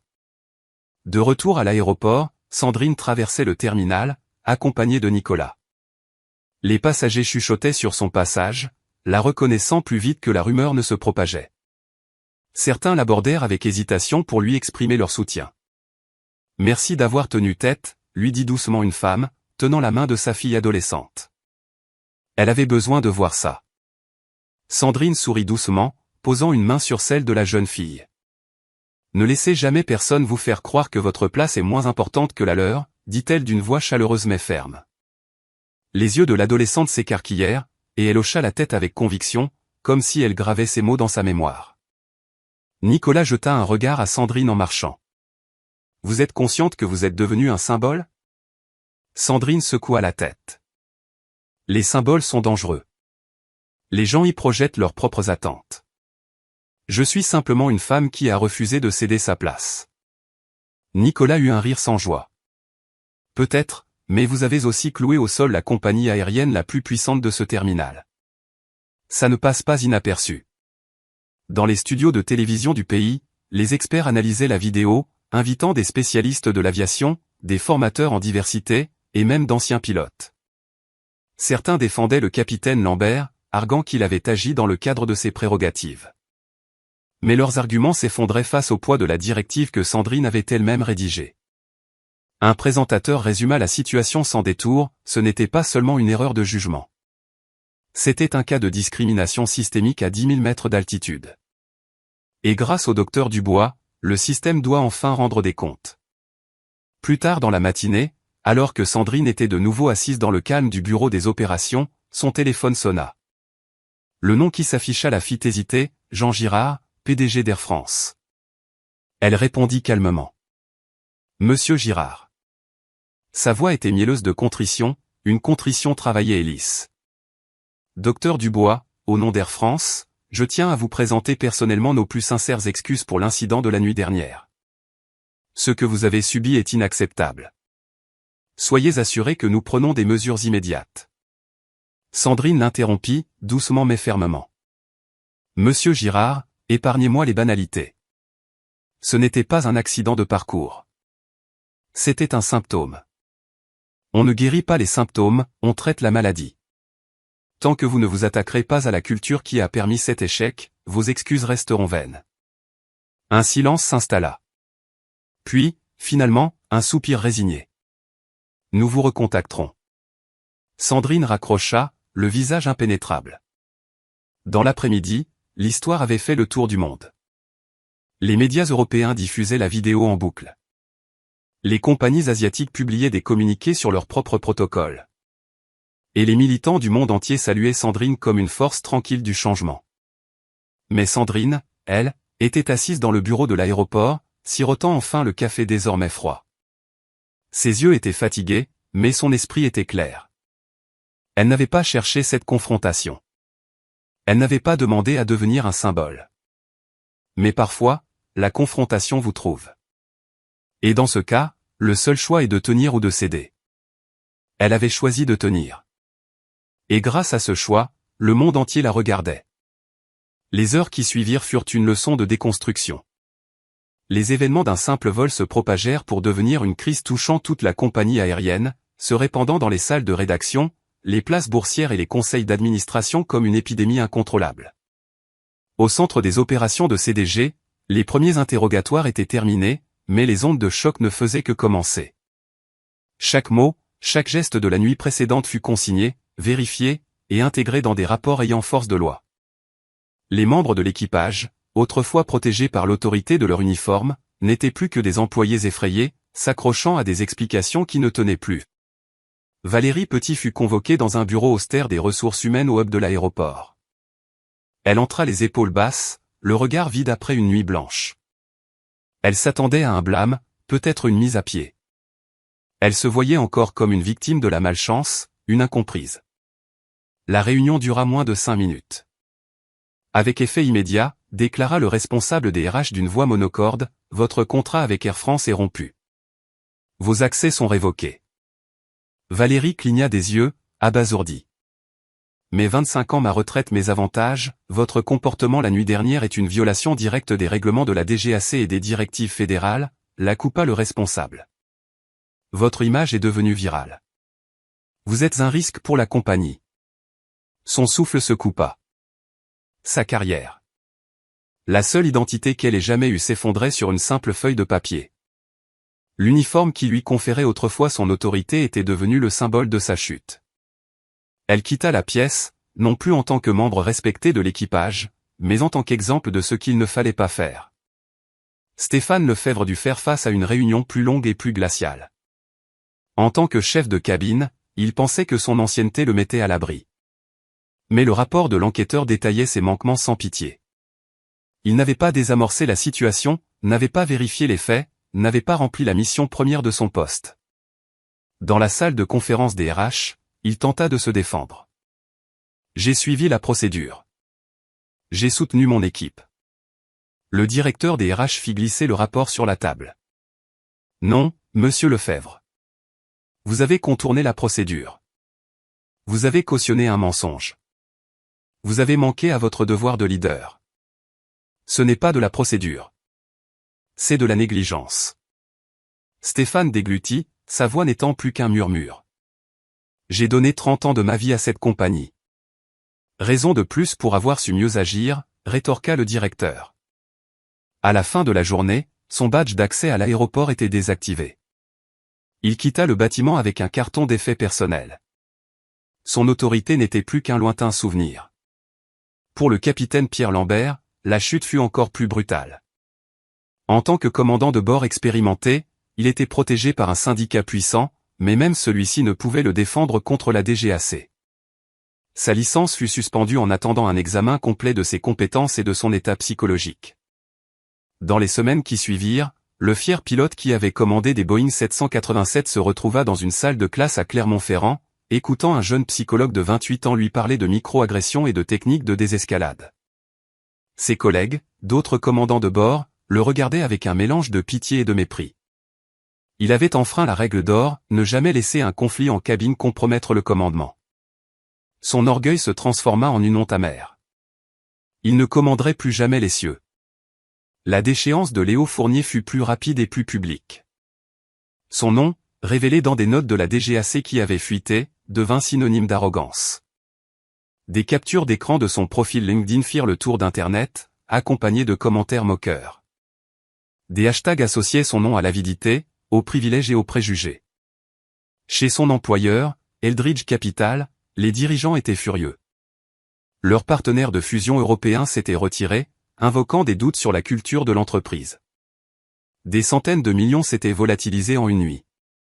Léo fut convoqué à une réunion avec le directeur juridique et le responsable des RH de la société. Le verdict fut bref et sans appel. Vos agissements sur le vol 729 ont jeté le discrédit sur notre entreprise, déclara le directeur juridique. Vous nous avez fait perdre des clients, du capital et notre crédibilité.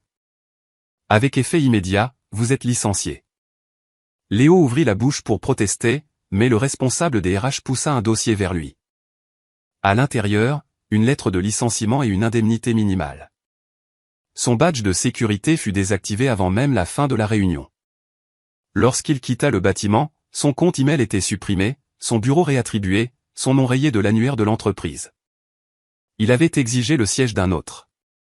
Il venait de perdre tous les sièges qui comptaient. Chloé Bernard, quant à elle, se retrouva dans une situation inattendue. Quelques semaines plus tôt, elle était la discrète associée junior, terrifiée à l'idée de contredire son patron. Mais son témoignage avait été accablant et véridique. Eldridge Capital, cherchant désespérément à redorer son blason, examina son dossier et la promut. Elle hérita des comptes que Léo avait perdus. En entrant dans son nouveau bureau d'angle, elle s'arrêta près de la fenêtre, contemplant l'horizon. Elle repensa au regard calme de Sandrine Dubois, à cette compréhension silencieuse échangée dans la cabine. Chloé murmura doucement pour elle-même. Elle s'est battue pour moi aussi. Au siège d'Air France, les dégâts étaient colossaux. La valeur de l'action avait chuté. Des procès se profilaient. Les régulateurs tournaient comme des vautours. Dans une salle de conseil dominant Paris, les dirigeants cherchaient désespérément une issue. Le message de la DGAC avait été clair, pas de reprise complète des opérations tant que tous les équipages du monde n'auraient pas suivi une nouvelle formation sur la désescalade et la gestion des préjugés. Et l'ironie était plus cruelle que n'importe quel procès, la société choisie pour concevoir et superviser ce programme de formation n'était autre que le Washington Ellison Consultancy Group, cofondé par Sandrine elle-même. C'était élégant. C'était dévastateur. La compagnie aérienne allait maintenant payer la femme qu'elle avait humiliée pour reconstruire la culture qui l'avait trahie. Jean Girard, le PDG, regardait par la fenêtre, les mains crispées dans le dos. Il avait bâti son empire sur le prestige, sur l'illusion du luxe aérien. Maintenant, cet empire était suspendu au jugement de la femme que ses employés avaient tenté de renvoyer comme une nuisance. L'humiliation était totale. Dans le calme de sa maison de campagne en Provence, des semaines plus tard, Sandrine Dubois ne réfléchissait pas à son triomphe, mais aux conséquences. Elle n'avait pas cherché à briser des carrières ou à faire tomber des entreprises. Elle avait simplement refusé de renoncer à sa dignité. Mais l'effet domino s'était produit. Elle pensait aux larmes de Valérie, aux épaules affaissées de Stéphane, au regard vide de Lambert, à l'effondrement de Léo, à la gratitude timide de Chloé. Elle ne ressentait aucune jubilation, seulement une profonde tristesse qu'il ait fallu une telle humiliation et un tel chaos pour que des leçons aussi élémentaires de décence soient apprises. Pourtant, elle ressentait aussi une lucidité féroce. C'était l'œuvre de sa vie, construire des systèmes qui garantissent la sécurité des gens, non seulement sur le plan mécanique, mais aussi sur le plan moral. Le ciel ne pouvait être sûr si ceux qui en avaient la garde étaient aveugles à leurs propres préjugés. En fermant son carnet, elle murmura dans le silence de la pièce, le respect n'est pas une option. Ni au sol, ni dans les airs. Jamais. L'histoire du vol 729 ne s'est pas arrêtée à CDG, ni dans les bureaux feutrés des RH où des carrières ont été brisées. Elle s'est propagée à travers les villes, les pays et les continents. Ce qui avait commencé comme une simple altercation pour un siège est devenu un débat mondial incontournable. En une semaine, toutes les grandes compagnies aériennes européennes ont publié de nouvelles directives.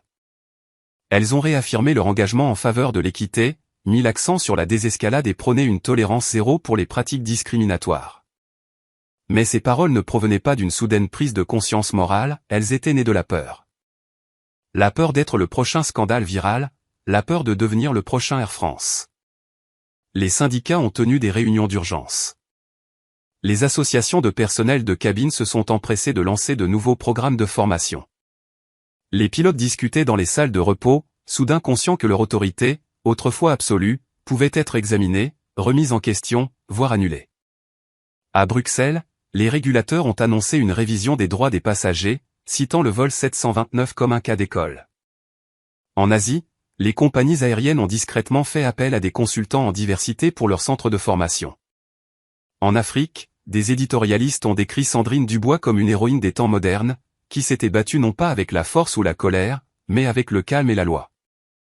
Les journaux télévisés ont rediffusé la vidéo de 3 minutes en boucle, chaque image étant analysée en détail. Les commentateurs se sont émerveillés de la maîtrise de soi de Sandrine. La façon dont elle a plié son blazer avec un soin méticuleux. La façon dont elle s'est exprimée sans hausser le ton. La façon dont son calme est devenu une arme plus puissante que l'autorité qui tentait de la réduire au silence. Elle a retourné leur propre mise en scène contre eux, a commenté un présentateur. Ils s'attendaient à de la colère. Elle leur a offert de la dignité. Et la dignité est plus difficile à ignorer. À Paris, des commissions parlementaires ont commencé à évoquer une nouvelle législation de surveillance. Un sénateur a brandi une impression du titre viral, une femme noire débarquée d'un avion. 10 minutes plus tard, elle paralyse la piste, et a déclaré, si cela peut arriver au docteur Dubois, cela peut arriver à n'importe qui. Nos cieux doivent être sûrs pour tous les citoyens, pas seulement pour quelques privilégiés. Ces mots ont trouvé un écho au-delà des clivages politiques. Pour une fois, la question n'était pas partisane. Elle était humaine. Pour Sandrine, cette soudaine attention mondiale était déstabilisante. Les journalistes l'appelaient à toute heure. Des militants voulaient qu'elle prenne la parole lors de manifestations. Des compagnies aériennes voulaient engager sa société de conseil sur le champ. Mais elle n'aspirait ni au micro ni au podium. Elle est retournée tranquillement à son travail, élaborant des modules de formation, conseillant les régulateurs, encadrant de jeunes ingénieurs. Lorsqu'on lui demandait des interviews, elle les choisissait avec soin. Quand elle s'exprimait, ses mots étaient pesés, sa voix calme. « Je ne suis pas un symbole », a-t-elle dit à un journaliste. Je suis une personne qui a refusé de céder sa place. Si ce refus inspire les autres, qu'il les inspire non pas à m'imiter, mais à être eux-mêmes. Chaque passager a droit à la dignité. Chaque employé a le devoir de la respecter. C'est tout. L'extrait de cette interview a été diffusé aux heures de grande écoute. Des téléspectateurs du monde entier ont répété ces mots comme un mantra, chaque passager a droit à la dignité. Léo Fournier, désormais au chômage et en disgrâce, est devenu le reflet sombre de cette histoire. Des articles ont détaillé sa chute avec une précision cruelle. Ses anciens collègues ont parlé anonymement de son arrogance. Les tabloïds ont publié des photos de lui sortant de son appartement, le visage dissimulé sous une casquette, comme si la honte était un vêtement. Pour Chloé Bernard, l'effet d'entraînement a été différent. Elle a été invitée à participer à des débats sur l'éthique en entreprise, où on lui a demandé de décrire ce que l'on ressentait en étant témoin d'une injustice tout en restant silencieux. Au début, sa voix tremblait. Puis elle s'est affermie. Je n'ai pas parlé quand j'aurais dû, a-t-elle admis. Mais parce que le docteur Dubois a tenu bon, j'ai eu une seconde chance de dire la vérité. Je ne gâcherai pas cette chance. Son honnêteté a touché le public. Elle est devenue une avocate discrète de la responsabilité d'entreprise, la preuve que même le silence peut être racheté s'il est suivi de courage. Pendant ce temps, au sein d'Air France, la transformation a été radicale. Des départements entiers de formation ont été restructurés. Des consultants ont afflué, des formateurs en diversité, des experts en résolution de conflits, des psychologues. Et à la tête de tout cela, supervisant discrètement, se trouvait le cabinet de conseil de Sandrine. Les dirigeants ont grincé des dents face à cette ironie. Les pilotes se sont sentis scrutés. Mais le travail a progressé, sans relâche. Vol après vol, équipage après équipage, la culture a changé, lentement, imparfaitement, mais de manière indéniable. Les passagers l'ont également remarqué. Quelques semaines plus tard, une femme en première classe sur une autre compagnie aérienne a refusé de céder sa place dans des circonstances similaires. Cette fois, l'agent de bord s'est excusé auprès du passager exigeant.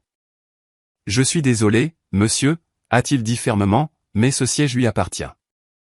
Quelqu'un a filmé la scène. La vidéo est devenue virale avec un nouveau hashtag, l'effet Dubois. Sandrine a observé ces événements avec un mélange de soulagement et de prudence.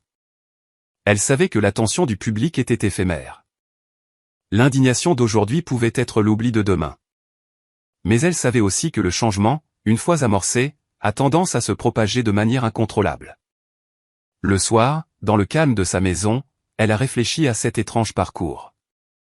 Elle a pensé à la jeune fille de l'aéroport dont la mère l'avait remerciée. Elle a pensé au sourire tremblant de Chloé lorsqu'elle a enfin dit la vérité. Elle a pensé à Nicolas Moreau, autrefois son élève, aujourd'hui son allié, se tenant à ses côtés dans la cabine lorsque justice a été rendue. Elle a également pensé à Valérie, Stéphane et Lambert, non pas avec haine, mais avec une triste lassitude. Ils n'étaient pas des monstres. Ils étaient des gens ordinaires aveuglés par leurs préjugés. Et pourtant, un préjugé ordinaire peut blesser aussi profondément que la malveillance. Sa conclusion était simple et inébranlable, le changement ne vient pas seulement de la sanction. Il vient de la mémoire, du refus d'oublier. À la fin du mois, la boîte de réception de Sandrine était remplie d'invitations. Des universités voulaient qu'elle donne des conférences. Des entreprises voulaient ses conseils. Des militants voulaient son soutien pour leur campagne. Elle en a accepté peu, les choisissant avec soin. Elle savait que sa voix avait désormais du poids. Mais elle savait aussi que le pouvoir, tout comme l'autorité, exige de la retenue.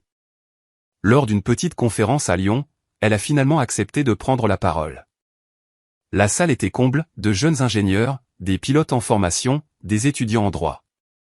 Elle s'est avancée vers le pupitre, ses cheveux poivre et sel accrochant la lumière, ses perles aux oreilles discrètes mais dignes. Sa voix était calme, sa cadence mesurée, comme une symphonie jouée sur une seule note continue. On me demande souvent, a-t-elle commencé, ce que j'ai ressenti en paralysant une piste. Mais ce n'est pas la bonne question. La question que nous devrions nous poser est, pourquoi a-t-il fallu paralyser cette piste? Pourquoi un équipage de professionnels a-t-il perçu une femme tranquille comme une menace? Pourquoi le silence a-t-il prévalu sur la décence dans cette cabine? Ces questions sont plus importantes que mes propres sentiments, car leurs réponses révèlent le monde que nous devons encore changer. L'auditoire était silencieux, captivé, suspendu à ses lèvres. Elle a marqué une pause, puis a poursuivi. Le respect n'est pas quelque chose que l'on exige. C'est quelque chose que l'on donne. Et lorsque l'on refuse de le donner, lorsque l'on confond l'arrogance avec l'autorité, les conséquences finissent par arriver. Que ce soit sous la forme d'une vidéo virale, d'un vol cloué au sol, ou de l'érosion de la confiance. Le ciel nous appartient à tous. Il n'est sûr que s'il est juste. La salle a éclaté en applaudissements. Certains se sont levés, applaudissant les larmes aux yeux. Sandrine a incliné légèrement la tête, non pas avec fierté, mais en signe de reconnaissance. Loin de cette salle de conférence, des passagers montaient à bord des avions avec une nouvelle conscience. Certains observaient le personnel de cabine d'un œil plus critique. D'autres chuchotaient le nom de Sandrine Dubois comme s'il s'agissait d'un mythe, une légende racontée à 10 000 mètres d'altitude. Et bien qu'elle ne se soit jamais considérée comme un symbole, elle en était devenue un malgré elle, une force tranquille, une justice sereine, une ondulation devenue une vague. Les semaines se sont écoulées, puis les mois, mais l'écho du vol 729 a refusé de s'éteindre. L'actualité avait suivi son cours, comme toujours.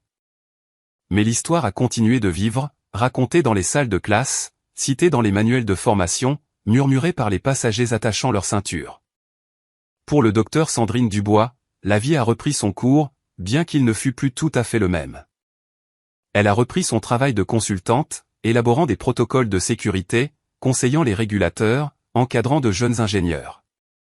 Pourtant, où qu'elle aille, le poids de la reconnaissance la suivait. Des inconnus l'abordaient dans les aéroports, certains timidement, d'autres avec assurance, leurs mots doux mais empreints d'une urgence palpable. Merci de ne pas avoir cédé, lui a chuchoté une femme dans un salon de départ, serrant sa carte d'embarquement comme un talisman. Vous m'avez rappelé que je n'ai pas à m'effacer. Un jeune homme en uniforme, fraîchement diplômé, l'a un jour arrêté près des tapis à bagages, ses yeux brillant d'une conviction sincère. Madame, je suis un nouvel agent de bord. Je vous promets que je ne serai jamais une Valérie Petit. Jamais. Sandrine souriait doucement, acquiesçant. N'oubliez pas, lui a-t-elle dit, l'autorité n'est pas une arme. C'est une responsabilité. Ces mots sont restés gravés en lui longtemps après qu'elle se fût éloignée. Dans le monde entier, l'effet d'entraînement est devenu un héritage. Les compagnies aériennes de tous les continents ont mis en place une formation obligatoire sur les billets. La DGAC a renforcé ses comités de surveillance. Les universités ont intégré le cas du vol 729 dans leur programme d'éthique. Il est devenu une référence, non seulement en matière de sécurité aérienne, mais aussi de responsabilité sociale. Et la vidéo a continué de circuler. Des étudiants la visionnaient dans leurs résidences universitaires. Des avocats la citaient dans les tribunaux. Des militants la projetaient sur des écrans lors de manifestations. Chaque fois, la voix calme et les gestes posés de Sandrine racontaient à nouveau l'histoire, non pas de manière spectaculaire, mais avec l'évidence tranquille de la vérité. Pourtant, Sandrine elle-même n'a jamais considéré cette histoire comme une victoire. Tard le soir, assise près de la fenêtre de sa maison de campagne en Provence, elle y songeait avec un mélange de fierté et de tristesse. Elle pensait à Léo Fournier, non pas avec haine, mais comme un rappel du privilège non maîtrisé. Elle pensait à Chloé Bernard, qui avait trouvé sa voie, et espérait silencieusement que la jeune femme continuerait de la porter. Elle pensait à Valérie Petit et Stéphane Lefebvre, dont les carrières s'étaient effondrées non pas par pure malveillance, mais par l'usure lente de petits préjugés jamais remis en question. Et elle pensait au capitaine Pierre Lambert, dont la chute la touchait le plus. Pendant 3 décennies, il avait régné sur les cieux. Pourtant, en une seule nuit, il avait pris l'arrogance pour de l'autorité. Elle n'éprouvait pas de pitié pour lui. Elle plaignait le monde qui lui avait appris que le pouvoir signifiait ne jamais douter de soi. Sa tristesse ne venait pas de la chute des réputations, mais du fait qu'il ait fallu tant de souffrance pour enseigner des leçons aussi simples. Un soir, Nicolas Moreau lui a rendu visite à son bureau. Les 2 anciens collègues ont partagé un thé, leur conversation calme et sans hâte. « Regrettez-vous parfois que cela soit arrivé ?» a demandé doucement Nicolas. Sandrine a regardé sa tasse, la vapeur s'élevant en volute. « Je regrette que cela ait dû arriver, » a-t-elle dit. Mais la vie nous demande rarement notre avis. Elle nous demande ce que nous allons faire de ce qui nous est donné. Nicolas a hoché la tête. Et vous en avez fait une leçon de justice. Sandrine a souri faiblement, malgré la fatigue dans ses yeux. J'en ai fait un rappel. La justice va et vient, mais les rappels peuvent perdurer. Quelques mois plus tard, elle a été invitée à prononcer le discours d'ouverture d'un sommet international de l'aviation à Genève. La salle était remplie de dirigeants, de régulateurs et de jeunes stagiaires du monde entier. Lorsqu'elle est montée sur scène, la salle s'est levée pour une ovation debout avant même qu'elle n'ait dit un mot. Elle a levé doucement la main, demandant le silence. « Mesdames et messieurs », a-t-elle commencé, sa voix calme, posée, résonnante. Le ciel nous appartient à tous. Mais trop souvent, le droit à la dignité a été traité comme un privilège au lieu d'une garantie. Le vol 729 n'a pas été extraordinaire parce qu'une injustice a eu lieu. L'injustice a lieu tous les jours. Il a été extraordinaire parce que le monde l'a enfin vu. Et le monde a enfin dit, ça suffit. Elle a marqué une pause, laissant le silence s'installer comme un poids. Ma leçon pour vous est simple. Le respect n'est pas une option. La justice n'est pas négociable. Et l'autorité sans responsabilité n'est rien d'autre que de la tyrannie en uniforme. Ces mots ont frappé avec la force de la vérité. Certains dans l'auditoire semblaient secoués, d'autres inspirés, tous attentifs. Sandrine s'est penchée légèrement vers le micro. Je n'ai pas bougé de mon siège cette nuit-là parce que ce n'était jamais juste un siège. C'était le terrain sur lequel se tenait la dignité, et j'ai refusé de l'abandonner. Chacun d'entre vous sera confronté à des moments, peut-être pas dans un avion, peut-être pas en public, mais des moments où l'on vous demandera de renoncer à quelque chose d'essentiel. J'espère que vous vous souviendrez que la résistance silencieuse n'est pas une faiblesse. C'est une force. La salle a de nouveau éclaté en applaudissements, des vagues de sons déferlant comme le tonnerre. De retour chez elle, assise une fois de plus près de sa fenêtre, Sandrine s'est autorisée un rare sourire. Elle ne se voyait pas comme une héroïne, ni comme un symbole. Elle se voyait comme une femme qui avait choisi la fermeté plutôt que la soumission. Et ce choix était devenu un héritage. Le monde avait appris, non pas par les cris, non pas par le chaos, mais par la voix calme et inébranlable d'une passagère qui a refusé de bouger. Ainsi, l'histoire du vol 729 perdure, non pas comme un scandale, non pas comme une vidéo virale, mais comme un rappel vivant que le respect est le fondement de la justice, et que la justice est la sève de toute société qui ose se prétendre juste. Sandrine Dubois n'a jamais demandé à paralyser une piste. Mais lorsque le moment est venu, elle a fait bien plus que cela. Elle a ouvert une porte, et par cette porte est entrée une nouvelle attente, que les cieux, comme la terre en dessous, soient un terrain d'égalité pour chaque être humain. L'histoire du vol 729 ne concerne pas seulement une femme et un vol. Elle concerne ce qui se passe lorsque les préjugés sont autorisés à se déguiser en autorité et lorsque le silence est choisi au détriment du courage. Le docteur Sandrine Dubois n'a pas haussé le ton. Elle ne s'est pas battue ni n'a crié. Elle a simplement refusé de renoncer à sa dignité. Et ce faisant, elle a mis à nu un système fondé sur les préjugés, forçant toute une industrie à se remettre en question.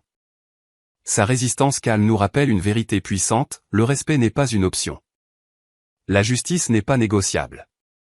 Lorsque ceux qui détiennent le pouvoir en abusent, les conséquences se propagent bien au-delà d'une cabine, d'un vol ou d'une entreprise. En méditant sur l'histoire de Sandrine, souvenons-nous des passagers qui sont restés silencieux, de l'équipage qui a manqué à son devoir, et du courage tranquille d'une femme qui a tenu bon.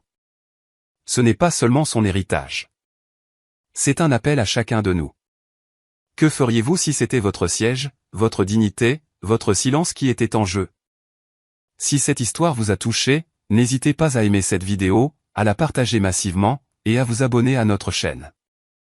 Ensemble, continuons à raconter des histoires qui dénoncent l'injustice, honorent la résilience et rappellent au monde que le véritable pouvoir réside dans l'intégrité.